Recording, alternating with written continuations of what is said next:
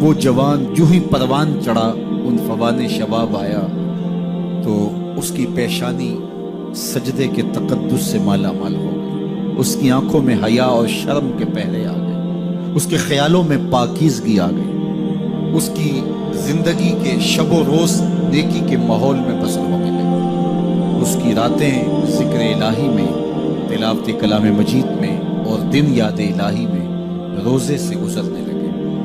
وہ جوان جس کی جوانی اللہ کی عبادت میں گزری، کیونکہ جوانی اگر عبادت میں گزر گئی تو بڑھاپا تو پر نور ہے ہی ہے۔ سب سے مشکل مرحلہ زندگی کا جوانی کا ہے۔ شیطان زیادہ ورخلاتا ہے کسی شخص کو جب وہ جوانی کے مرحلوں سے گزر رہا ہوتا ہے۔ تو جس کی جوانی خیریت کے ساتھ گزر گئی اور اس نے اپنی جوانی کے تقدس کو محفوظ رکھ کے منزل تک پہنچا لیا، اپنی عصمت کے جوہر کی حفاظت کی، اپنی آبرو کو لٹنے نہیں دیا، اپنی آنکھوں کی شرم و حیا پر پہرے بٹھائے اور آنکھ کو برباد نہیں ہونے دیا اور اپنی زندگی کے تقدس کا پہرا دیا، تو جو جوان اپنی جوانی کو خیریت کے ساتھ گزار گیا۔ کسی نے کہا تھا نا، کتاب زیست کا ایک اور باب ختم ہوا، شباب ختم ہوا، ایک عذاب ختم ہوا۔ جوانی جس کی منزل تک پہنچ گئی خیریت کے ساتھ، عافیت کے سائے میں، مشکل تو بڑا ہے جوانی کو منزل تک لے جانا، خیریت کے ساتھ، داغدار نہ ہونے دینا، جوانی کے تقدس کو رسوا نہ ہونے دینا، عصمت کے جوہر پہ کالک نہ لگنے دینا، خواہشات کو غالب نہ آنے دینا۔ آسان کام تو نہیں ہے، مشکل کام ہے، لیکن اگر کوئی مشکل کاٹ گیا، جوانی کے تھوڑے سے ایام میں گزار گیا، اللہ اکبر۔ حضرت شیخ خطلی کہتے ہیں، داتا گنج بخش علی حجویری علیہ رحمہ کے مرشد ہیں، الدنیا یوم ولنا فیہا صوم۔ وہ کہتے ہیں دنیا ایک دن ہے، ہم روزہ رکھ کے گزار رہے ہیں۔ تو روزہ رکھ کے سارا دن گزر ہی جاتا ہے، دوپہر بھی آتی ہے گزر جاتی ہے، اور عصر کا وقت بھی آتا ہے گزر جاتا ہے، کھانے کا وقت بھی آتا ہے، چائے کا وقت بھی آتا ہے، سب کچھ ہوتا ہے لیکن گزر جاتا ہے، افطار تک بندہ پہنچ جاتا ہے۔ جس نے زندگی روزے کی طرح گزار دی، جس نے جوانی روزہ رکھ کے گزار دی، خواہشات کو بے قابو نہیں ہونے دیا، مشکل کام تھا لیکن اس نے مشکل کام کر دکھایا، اجر کتنا بڑا ہے۔ سنیے اللہ کے محبوب کی زبان سے سنیے، حضور نے ارشاد فرمایا جو سید ابو ہریرہ کے ذریعے سے ہمارے تک پہنچا، فرمایا قیامت کے دن جب سورج کا رخ سیدھا ہوگا، زمین تانبے کی ہوگی، لوگ پسینے میں شرابور ہوں گے، کوئی ٹخنوں تک پسینے میں، کوئی گھٹنوں تک، کوئی کمر تک، کسی کو پسینے کی لگام دی جائے گی، اور وہ پسینہ ایسے نہیں ہوگا جس طرح یہ پسینہ ہے، اتنا گرم ہوگا۔ ابن رجب حنبلی کہتے ہیں اس پسینے کا ایک قطرہ اگر احد پہاڑ پہ ڈال دیا جائے تو وہ پگھل جائے، اتنا گرم ہوگا، بدبودار اتنا ہوگا، ایک قطرہ دنیا پہ ڈال دیا جائے، انسان کیا جانوروں کے دماغ بھی پھٹ جائے، اس پسینے میں لوگ شرابور ہوں گے۔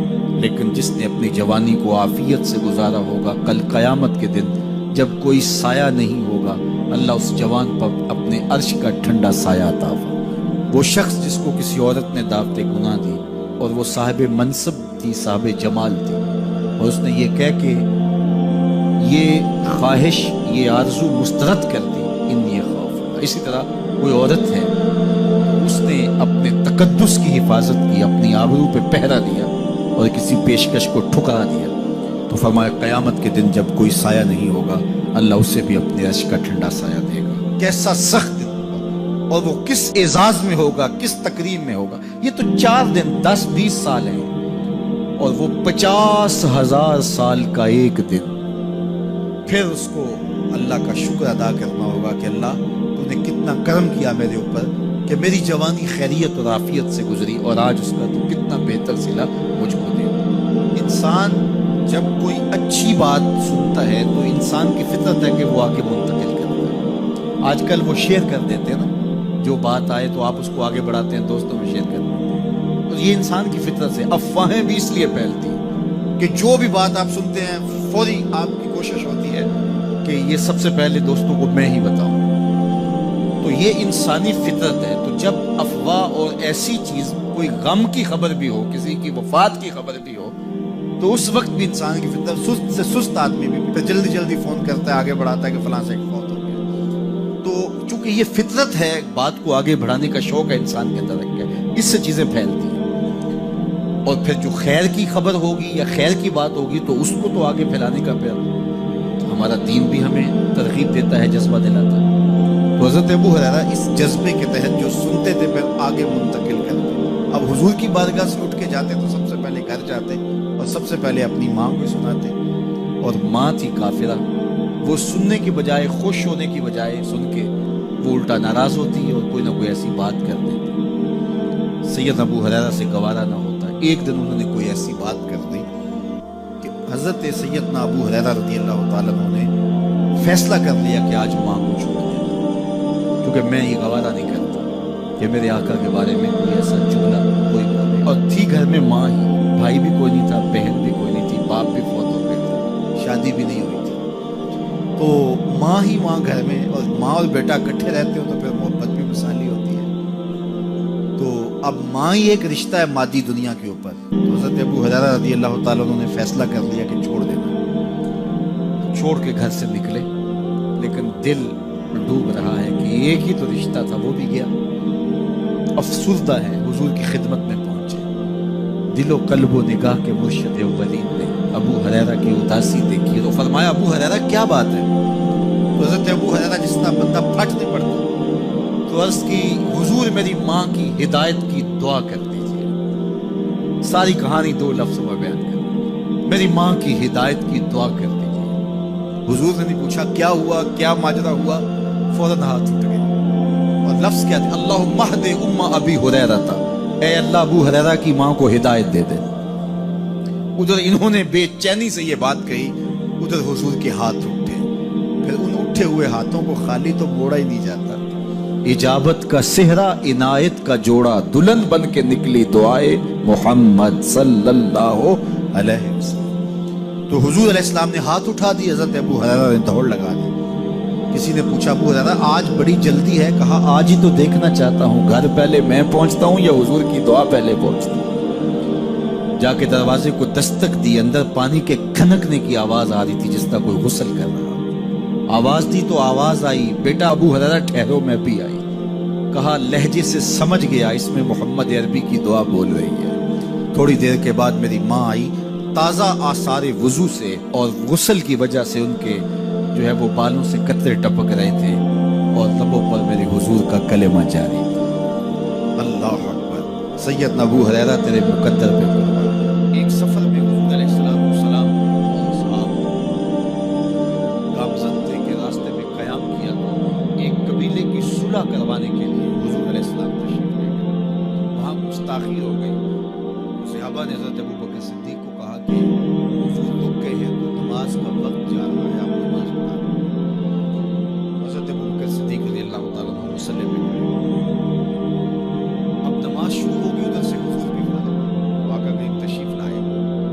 آقا کریم علیہ السلام جو ہی تشریف لائے، صحابہ کی صفیں بندی ہوئی، حضور کو دیکھا انہوں نے راستہ چھوڑا، پیچھے سے لے کر کے مصلی تک صحابہ نے حالت نماز کے اندر حضور کے لیے راہ کشا کر۔ کاش کہ یہ حدیث سب لوگوں نے پڑھی اور امت میں اتنے فرقے نہ بنتے، اور یہ سوچ کبھی نہ پنپتی کہ نبی کے خیال سے نماز چھوٹتی ہے۔ یہاں تو راستے چھوڑے جا رہے ہیں، یہاں تو پروٹوکول دیا جا رہا ہے۔ اللہ اکبر، اور یہ حدیث کہیں چھپی نہیں ہے، بخاری کے اندر چھپی ہوئی۔ اللہ اکبر، آقا کریم علیہ السلام تشریف لائے تو صحابہ نے راستہ چھوڑنا شروع کر، نماز بھی چل رہی ہے اور حضور کا راستہ بھی چھوڑ دیا۔ بالکل حضرت ابو بکر صدیق کے پیچھے آ کے حضور کھڑے، ابو بکر لا یلتفت یمینا ولا یسارا، جب آپ نماز پڑھتے تھے تو نہ دائیں دیکھتے نہ بائیں دیکھتے، پوری توجہ میں دماغ اپنی کیفیات کے جہان میں ڈوبے تھے، اور حضور آ کے پیچھے کھڑے ہوئے۔ صحابہ نے اپنے ہاتھوں کی پشت پہ ہاتھ مارنا شروع کیا، مکان و تسدیہ، قرآن نے تالی لگانا، سیٹی مارنا، یہ شیطانی اعمال ہے، لیکن ہاتھ کی پشت پہ ہاتھ مار کے متنبہ کرنا یہ مختلف مواقع کے اوپر یہ جائز ہے۔ اب جب حضور آ کے پیچھے کھڑے ہو گئے اور صحابہ سمجھے کہ ایک استغراق کے عالم میں ہے، ایک کیفیت کے جہاں میں ہے، انہوں نے اپنے ہاتھوں پشتوں پہ ہاتھ مار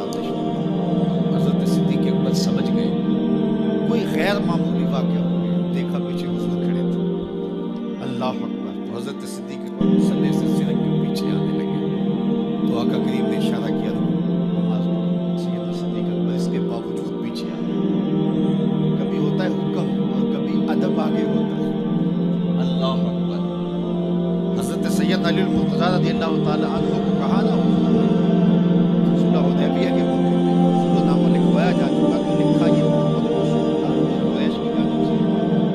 عتبہ نے کہا اگر محمد رسول اللہ مان لیں ہم تو پھر لڑائی کس چیز کی؟ تو اس لیے محمد رسول اللہ نہیں محمد بن عبداللہ لکھا جائے.